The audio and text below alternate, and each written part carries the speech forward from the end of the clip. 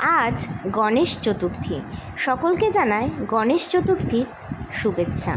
আজকে বানিয়েছি মুগ ডালের লাড্ডু। তো চলো রেসিপিটা তোমাদের সাথে শেয়ার করছি। ফার্স্টে নিয়ে নিয়েছি মুগ ডাল। তারপর মুগ ডালটাকে ভালো করে জল দিয়ে ধুয়ে একটা ছাঁকনির সাহায্যে জলটাকে ছেঁকে নিয়েছি। তারপর কড়াইয়ে ঘি গরম করে দিয়ে দিয়েছি ওই যে ছেঁকে রাখা মুগ ডালগুলো ছিল সেইগুলো। তারপর একদম লো ফ্লেমে বাদামি করে ডালগুলোকে কিন্তু ভেজে নিয়েছি।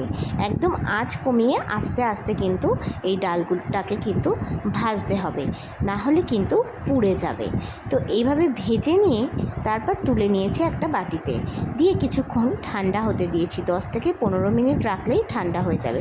তারপর মিক্সিতে এরকম মুগ ডালটাকে গুঁড়ো করে নিয়েছি। তারপর দিয়ে দিয়েছি কড়াইয়ের মধ্যে ওই গুঁড়ো করা মুগ ডালটা দিয়ে দেখো একদম লো ফ্লেমে আবার একটু বাদামি করে ভেজে নেব। তো এইভাবে একদম আঁচ কমিয়ে আস্তে আস্তে কিন্তু ডালটাকে ভাজতে হবে। আমি কয়েকটা কাজু বাদাম এইভাবে টুকরো করে এর মধ্যে মিশিয়ে দিয়েছি। আগের থেকে চিনির একটা ডাস্ট করে নিয়েছিলাম, সেই চিনির ডাস্টটাও কিন্তু এর মধ্যে দিয়ে দিয়েছি।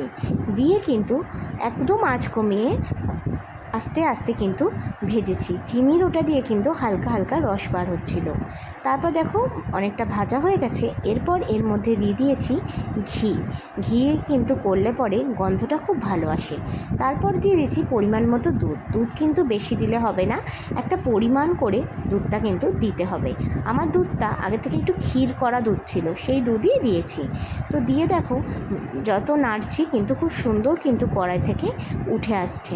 তো এমন জায়গাতে মানে এমনভাবে নাড়তে হবে যেন উঠে আসে ঠিকঠাক। তারপরে দিয়ে দিয়েছি একটু মিল্ক মেড আর একটু ভ্যানিলা এসেন্স, তার সাথে মিশিয়ে দিয়েছি কয়েকটা কিশমিশের টুকরো।